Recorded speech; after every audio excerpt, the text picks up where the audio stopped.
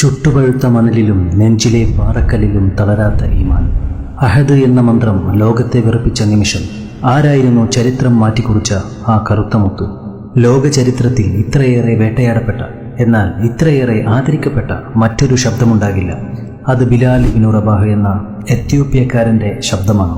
മക്കയിലെ ഗോത്രമഹിമയും വർണ്ണവെറിയും കൊടികുത്തി വാഴുന്ന കാലം. ഒരു കറുത്ത വംശജനായ അടിമ സത്യവിശ്വാസം സ്വീകരിച്ചു എന്നതായിരുന്നു അദ്ദേഹം ചെയ്ത കുറ്റം. ഉമയ്യത്ത് ബിൻ ഖലഫ് എന്ന ക്രൂരനായ യജമാനൻ ബിലാലിനെ മക്കയിലെ മണലാരണ്യത്തിലേക്ക് വലിച്ചിഴച്ചു. ഉച്ചസൂര്യൻ തീ തുപ്പുന്ന മണലിൽ നഗ്നനായി കിടത്തി.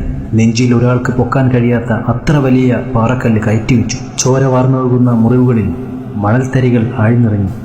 മുഹമ്മദിനെ തള്ളിപ്പറയൂ എന്ന അട്ടഹാസങ്ങൾക്ക് മുമ്പിൽ ശ്വാസം കിട്ടാതെ പിടയുമ്പോഴും ആ ചുണ്ടുകൾ വിറയില്ലാതെ മന്ത്രിച്ചു. ഈ കാഴ്ച കണ്ട് കണ്ണു നിറഞ്ഞ് അബൂബക്കർ സിദ്ദീഖ് റളിയല്ലാഹു തആല അൻഹു തന്റെ സമ്പാദ്യം നൽകി ആ കറുത്ത മുത്തിനെ അടിമത്തത്തിൽ നിന്ന് മോചിപ്പിച്ചു. അവിടെ ഒരു അടിമ മരിക്കുകയും ഒരു നേതാവ് ജനിക്കുകയുമായിരുന്നു. ഇസ്ലാം എന്നത് സമത്വത്തിന്റെ മതമാണെന്ന് ലോകത്തിന് കാണിച്ചു കൊടുക്കാൻ പ്രവാചകൻ സല്ലല്ലാഹു അലൈഹി വസല്ലമ തിരഞ്ഞെടുത്തത് ബിലാലിനെയാണ്. മദീനയിലെ പള്ളിയിൽ ജനങ്ങളെ നിസ്കാരത്തിന് വിളിക്കാൻ ആര് വേണമെന്ന ചർച്ച വന്നപ്പോൾ മനോഹരമായ ശബ്ദത്തിന്റെ ഉടമയായ ബിലാലിനോട് ബാങ്ക് വിളിക്കാൻ പ്രവാചകൻ ആവശ്യപ്പെട്ടു. ചരിത്രത്തിലാദ്യമായി മദീനയുടെ മണ്ണിൽ ആ തൗഹീദിന്റെ മന്ത്രം മുഴങ്ങി. മക്കയിൽ പീഡിപ്പിക്കപ്പെട്ട അതേ നാവുകൾ ഇപ്പോൾ മദീനയുടെ അന്തരീക്ഷത്തെ ധന്യമാക്കുന്നു. അബൂബക്കർ സിദ്ദീഖ് റളിയല്ലാഹു തആല അൻഹു ബിലാലിനെ വിശേഷിപ്പിച്ചത് സയ്യിദുന എന്നായിരുന്നു. ഒരു അടിമയെ നേതാവായി കാണാൻ ഇസ്ലാമിന് മാത്രമേ കഴിയുമായിരുന്നുള്ളൂ.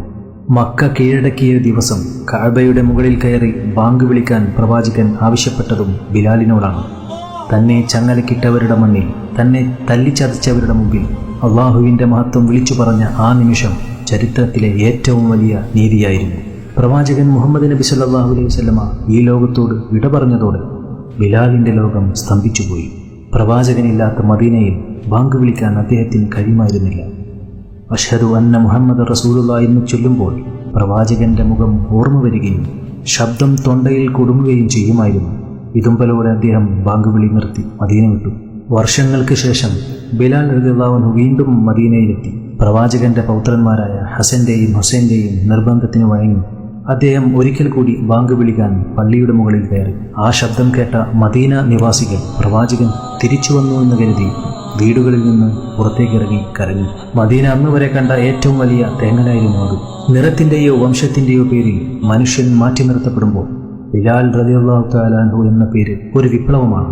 സ്നേഹത്തിൻ്റെയും സഹനത്തിൻ്റെയും ആ വിളി ഇന്നും ലോകത്തിൻ്റെ ഓരോ മൂലയിലും മുഴങ്ങിക്കൊണ്ടിരിക്കുന്നു.